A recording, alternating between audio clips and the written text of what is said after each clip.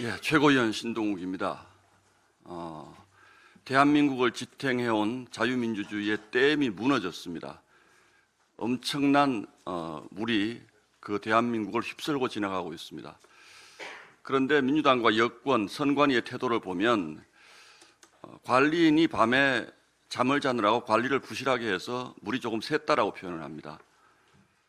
이게 과연 맞는 것인지, 저는 이미 이 태도만으로 그들의 주장은 국민에 대한 배신이라고 생각합니다. 조금 본질을 좀 살펴보겠습니다. 지금 현장에서는 재선거라고 외치던 시민들이 부정선거를 얘기하기 시작합니다.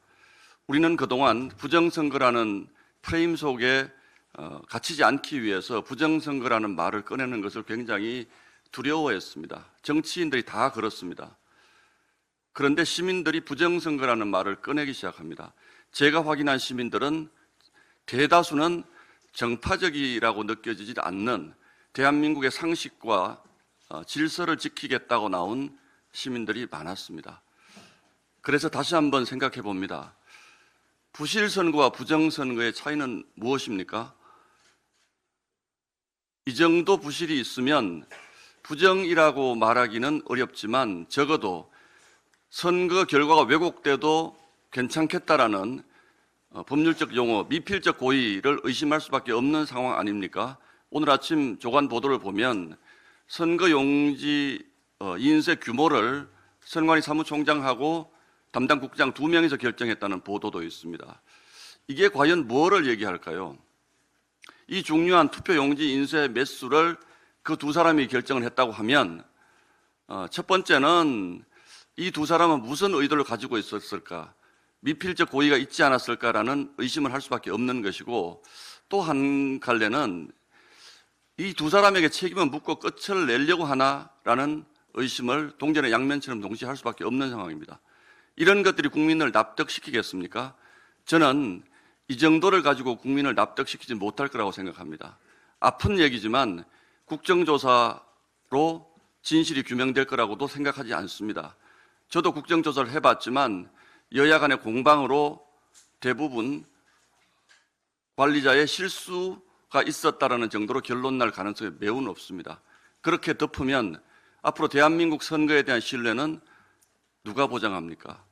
저는 이번 사태를 국민 전체가 그러는 것처럼 적어도 그 정도 눈높이에 맞춰서 우리 정치권이 좀 더 엄중하게 바라봐야 된다고 생각합니다.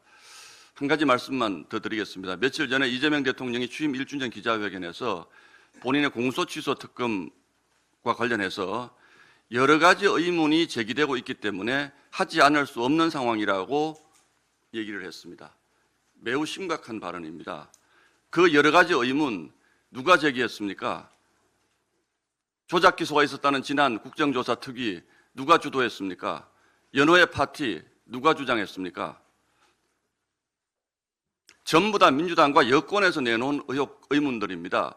그것을 해소하기 위해서 대통령이 자신의 죄와 관련해서 특검이 불가피하다, 특검을 할 수밖에 없다라고 얘기하는 것은 정말 기막힌 논리이자 구질구질한 말장난입니다. 이재명 대통령은 스스로 본인의 죄를 잘 알고 있는 것입니다. 스스로 죄를 자백하고 있는 것입니다. 그렇기 때문에 온 국민이 해서는 안 된다는 공소 취소를 밀어붙이려고 하는 것 아닙니까? 부끄러움도 없이 그런 얘기를 취임 1주년 기자회견에서 당당하게 얘기합니다. 죄가 없으면 그렇게 할 필요가 없죠. 재판을 받든 아니면 임기 후에 재판을 받으면 죄가 없는 사람이 왜 공소 취소를 이렇게까지 이런 정치적 부담을 무릅쓰고까지 밀어붙이려고 합니까? 이번 지방선거에서 공소취소 특검 하지 말아라는 국민의 심판을 이미 확인하지 않았습니까? 이걸 이대로 계속 밀어붙이면 더 큰 국민적 저항에 부딪힐 것이라는 점을 다시 한번 경고합니다. 이상입니다.